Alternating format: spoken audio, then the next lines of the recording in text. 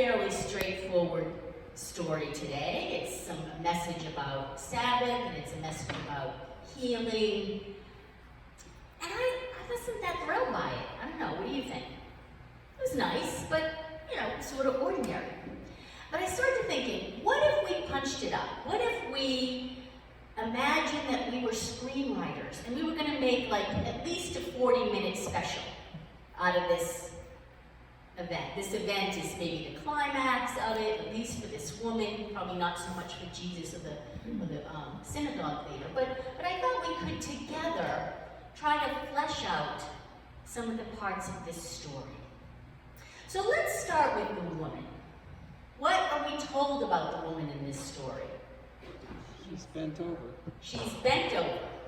For how long? 18 years. 18 years. And where is she? In the synagogue. So we know she's a woman of some faith. She's gone to the synagogue. Now, do you remember what the reading said about why she was bent over? Demons. She had a spirit that kept her bent over. And Jesus even referred to this spirit as Satan. He says, Satan has bound this woman for 18 years. How old do you imagine this woman is? 70. Sorry? 75. 75? Maybe. I'm picturing her late 30s, early 40s. So I'm thinking this spirit that has bound her, it doesn't say she's possessed by it, but she's accompanied by this spirit. She has this spirit. So if you even think about your spiritual well-being, what might keep you bent over? Did it start gradually? And I'm thinking she's late 30s, early 40s, because I'm thinking her heartbreak happened around 20-ish, when you start to fall in love, question your identity, deal with losses and changes. And I wonder what spirit started to accompany her as a young woman that weighed her down, that bent her back. Did she get involved in an abusive relationship? Did she have unkind parents who she's now caring for, bending over for every day? The condition that got worse and worse over the years, so that she couldn't even stand back up. What has her so bent and bowed? Is she alone? Now again, she's in her, early 40s, late 30s, and this has only been 18 years. People in the community knew her before this. The temple leader, the synagogue leader, probably knew her before this, probably knows her family.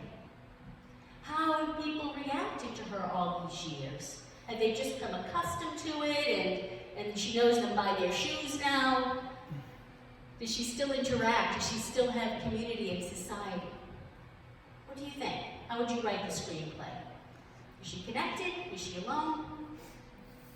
Well, it'd make a better screenplay if she was isolated. She's isolated, okay.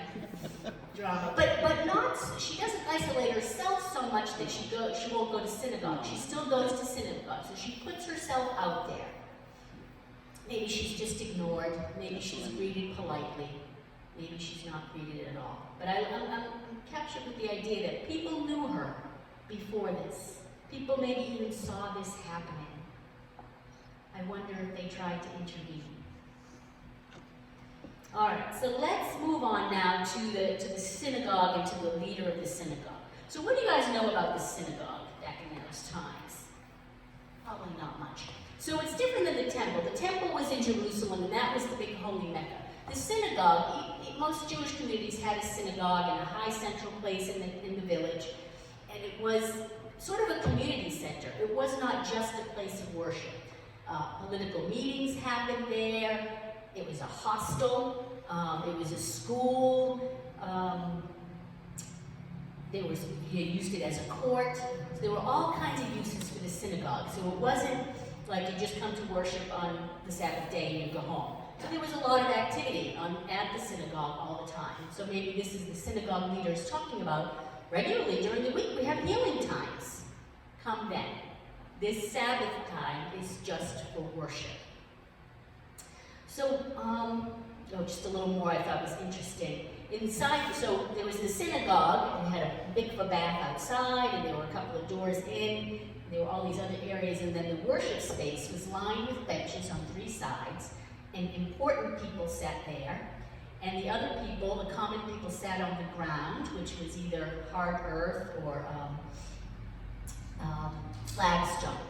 Right? And there was a small platform called a bema that the speakers would stand on, and there was a special Moses seat for the person reading the scripture.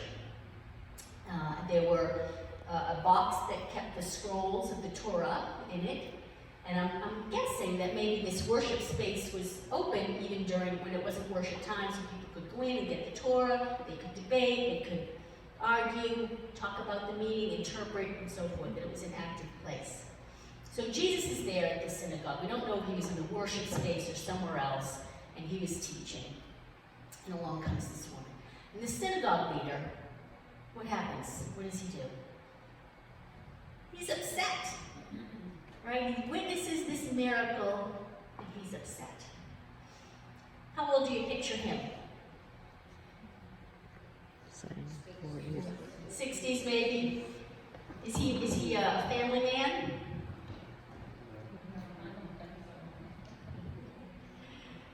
Now he's an easy target, he's an easy villain because his reaction is so ridiculous.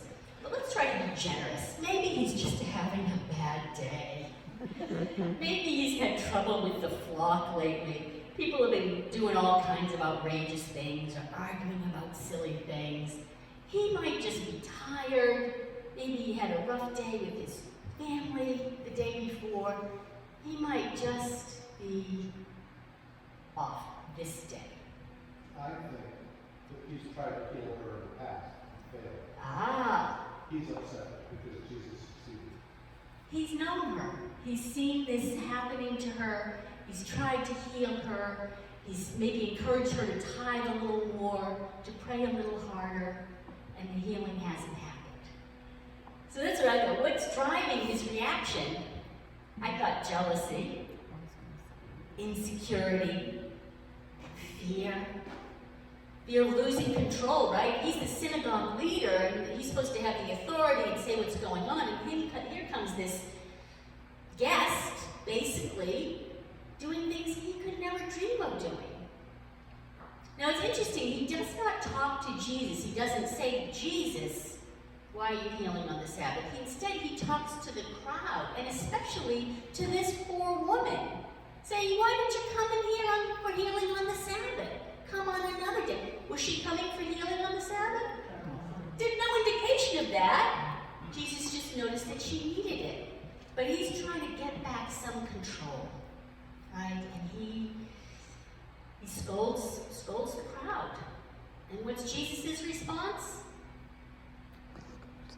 He's pretty upset. You hypocrite, he calls him. You hypocrite. And he talks about this woman who's been bound. Again, it's interesting. The translation in the reading that was crippled, the woman was crippled, is well translated also as bound. It's bound and tied. And Jesus is talking about freedom. Even when he heals the woman, he says, you're set free. And he talks here, why would we not unbind and untie this woman who's been bound? And Jesus is saying he did not violate the Sabbath. Some people will argue that this passage says, even if you're breaking the rules, compassion is the way to go. But Jesus says, I'm not breaking the rules of Sabbath. Sabbath is about freedom. And I am setting this woman free. Just as you would set free your donkey for a drink of water, we can set free this woman who's been bound by sin. Do you think the leader of the synagogue is also bound in some way? Does he need to be set free? From what? Rules. Rules. Jealousy. Insecurity. Narrow-mindedness. Hard-heartedness. Fear. Fear. bound by all these things. Do you think Jesus wants to set him free? Yes. Yes. And maybe he thinks a gentle touch won't do it. I mean, this woman was freed and she stands up and praises God. And Jesus calls this synagogue leader out and says, your faith in some ways has bound you. Your faith in the rules, your attachment to your way of life has bound you. Do you think he wants to praise Jesus for setting him free from that? Maybe not yet. Right? What sets us free is sometimes we hit the bottom. We've got to be in enough pain to be willing to let go of the things that bind us. And if we're not in that much pain, we're going to cling like nobody's business to the things that will bind us. We think we're holding on to them, but they actually have a hold on us. And so Jesus wants to set you free from whatever binds you. And it's interesting to me, again, that his gentleness or his initiative in healing goes to those who are very clear about their need, to this woman who knows. Now, just as an experiment, I walked a little bent over. Do you think she was in pain? Yes. I can remember walking bent over when I hurt my lower back. And even if the pain didn't cause her bent over, just being bent over strained my shoulders, my hips. It's hard to walk around, so you can bet that she's in pain, and she knows that she's in pain. So Jesus doesn't even wait for her to ask. She's accepted her pain, but he frees her right away. He goes to the person who's suffering the most. His gentleness, his concern, his initiative in healing is for those who know they are suffering and they want healing. They need healing.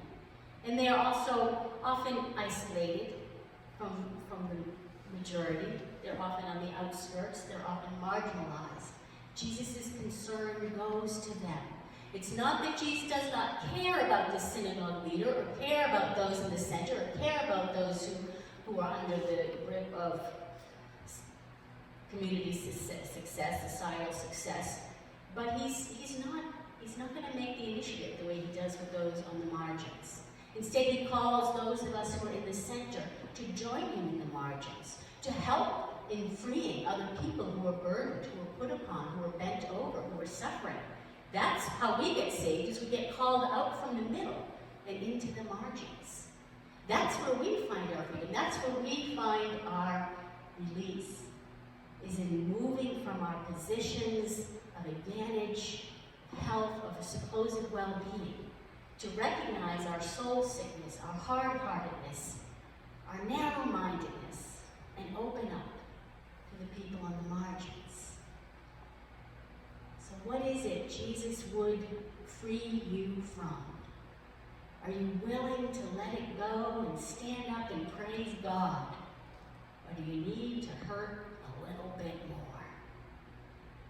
And if so, may you not place your hurt on those who are already suffering so much, but instead turn to Jesus for your healing.